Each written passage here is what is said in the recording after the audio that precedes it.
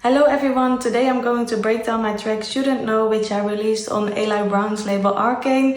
The track is supported by Eli Brown, Amber Bros, Maddox, Danny Avila and many more artists, so let's get started. I really like to combine UK rap with techno, so I found this vocal. What do people like, what they really want to know? Who's your lovers and who are your bros? Who are the enemies you do keep close? Who are the people that you shouldn't know? For processing, I added this Ozone Dynamics. It has a vocal brightness preset inside, so I use that one to make the vocal more consistent. Then I have an EQ to get rid of the low frequencies and boost a bit of the mid-highs. And sidechain, I used Kickstart to make space for the kick. Then I have buses. I have a short reverb bus and 3 different echo buses, a short one, a long one and an extra one. I use those buses through the entire track. As you can see over here, some reverb, and then before I transition I have some extra reverb and also some extra delay to get this sort of a fade out. Who are the enemies you do keep close? Who are the people that you shouldn't know? So it doesn't stop directly. Then I have an low pass filter to fade in the vocal. Then the second thing which I think is very cool in this track are the steps. I have them over here.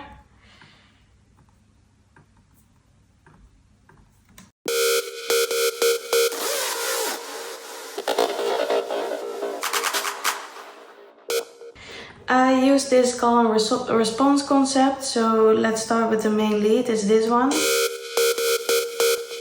I use Serum for this lead.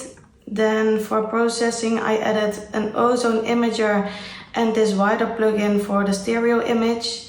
Then an overdrive to get this natural distortion. An EQ and kickstart sidechain. Then I have also this bus again, the short reverb and a short echo bus. Then I have this second step, and this step it's the response to that main lead, so if you listen to them together.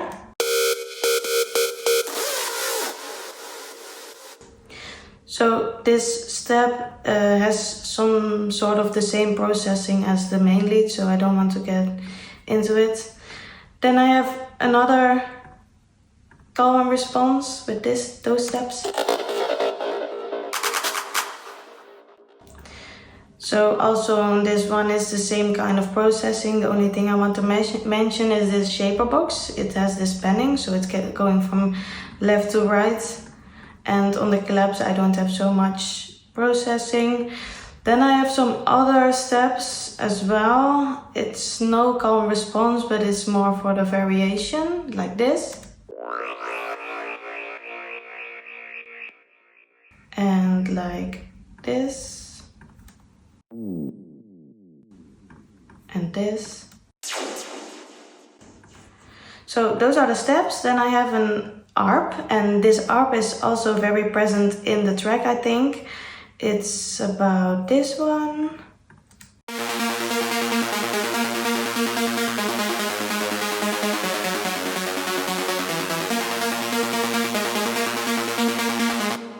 It's an ARP that's included in Silent One.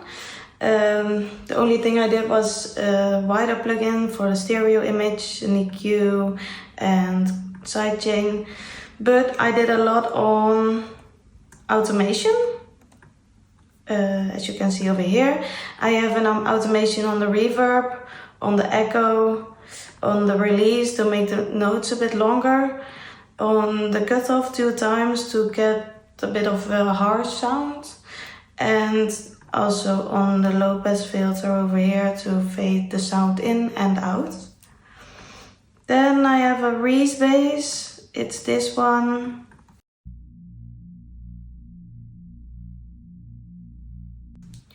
I have this Reese bass only in the second break to still have a bit of low frequencies in there, and I use Silent One for this one as well.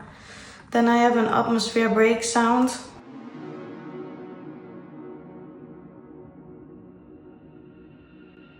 It's for tension and fill up some frequencies. Then a background sound.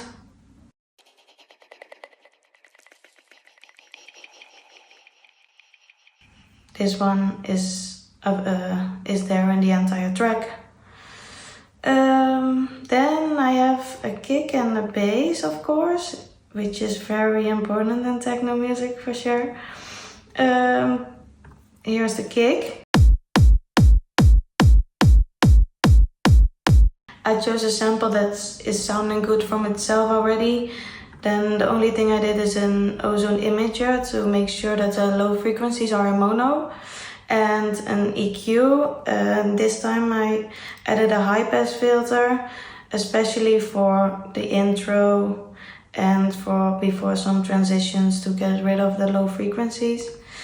Then for the bass, I added a rumble for the low frequencies and a rolling bass line for the movement of the track. For the rumble, it sounds like this.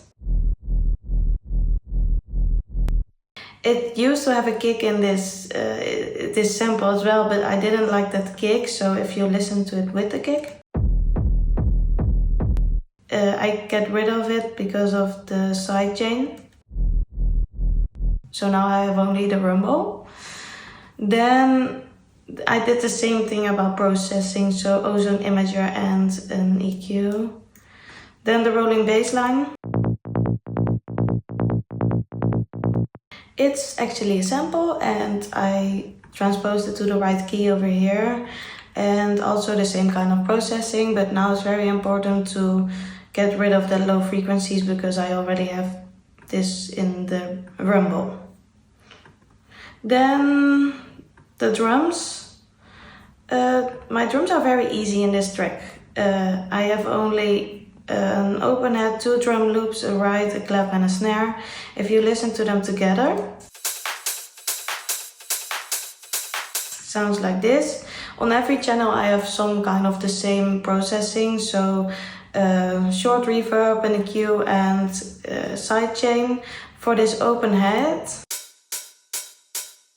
I also added shaper box for the volume variation. Then for the drum loop, I panned it to the left, the other drum loop. I panned it to the right, then this is the right. No more processing, then the clap.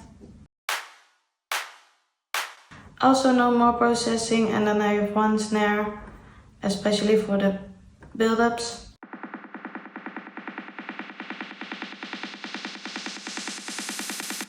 Also no more processing. Then the last thing I want to talk about is the up and down lifters. I have 3 different risers, a small one, a medium one and a large one. So here they are.